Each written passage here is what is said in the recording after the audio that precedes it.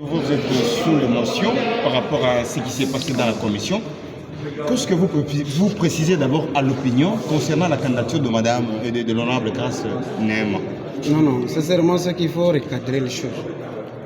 Je suis honorable Emmanuel Bakab, député national, élu de Wamba et puis dans la province du Haut-Touélé.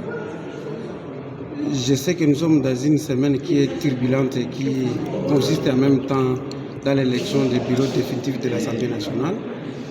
Mais ce qui est sûr, c'est que nous fustigeons quelque chose, ou 2 ou 3, 4 ans avant.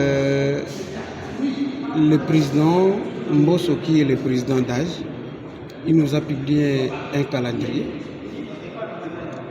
qui disait que hier c'était la fin du dépôt de candidature et que c'est aujourd'hui qu'on pouvait avoir une commission pour traiter les examens, pour traiter l'examen de candidature de tous les autres candidats qui ont postulé comme questeur,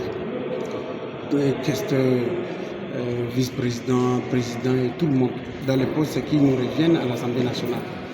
Mais ce que nous voulons dire maintenant là, je crois que nous sommes à partir de 20h30 ou à dépasser. Nous sommes en train de constater qu'il y a quand même des insuffisances à terme organisationnel. C'est-à-dire que la commission, d'abord qu'on a mise à place pour l'examen des candidatures, des dossiers de candidature des collègues, n'a pas été présentée à la plénière, qui est un organe suprême.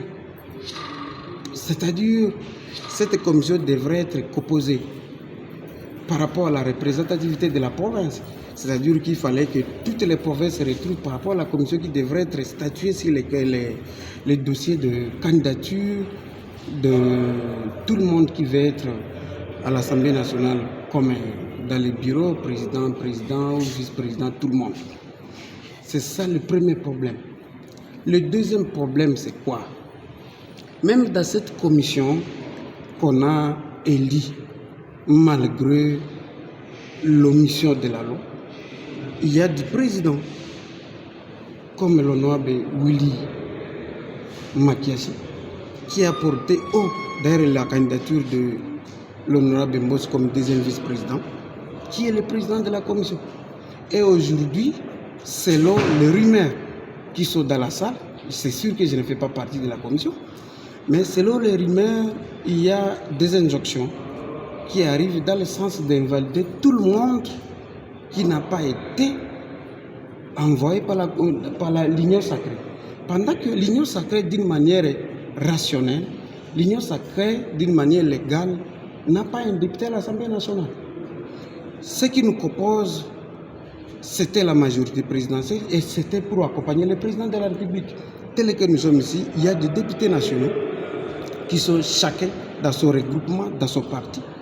Et il fallait que ce parti-là donne une lettre de consentement ou une lettre d'investiture pour qu'on accepte là-bas. Parce que parmi les éléments que le bureau d'âge nous a montré par rapport au calendrier, il fallait la lettre de consentement du regroupement ou du parti, les partis politiques. Mais maintenant, tout est fait.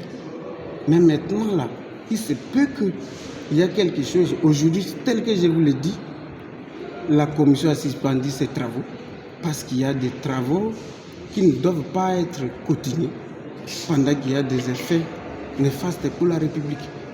Et nous sommes en train de fustiger que le président Mbosso, comme président des bureaux d'âge, ne pouvait pas être jugé parti.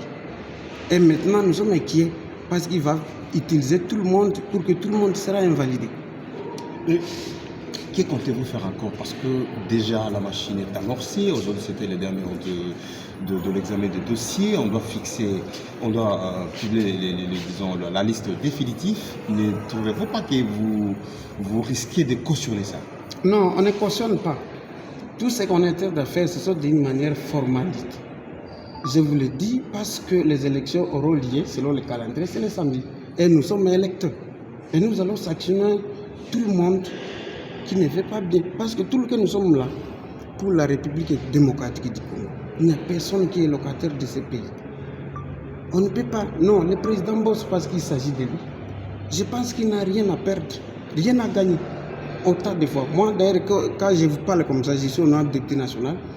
Mais il était déjà, je vous dis, ministre des Sports en 1987, pendant que je suis né 3 ans avant. Mais aujourd'hui, je suis encore son collègue. Il doit quand même dire que nous laisser le temps et pour que la République avance. Dernière question, honorable Emmanuel. Est-ce qu'au niveau de votre regroupement... Non, ce qui est sûr, c'est que le président nous a fait quelque chose à terme d'un arc. Je dois le dire parce que je suis un élite du peuple. Le président n'a pas une qualité juridique.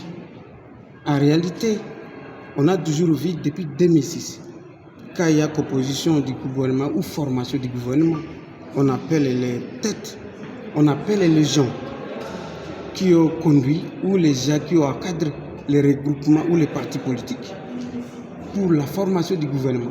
Mais aujourd'hui, les présidiums, je suis en train de dire, il y a M. Kamer, il y a M. Kabouya, il y a M. Bemba et M.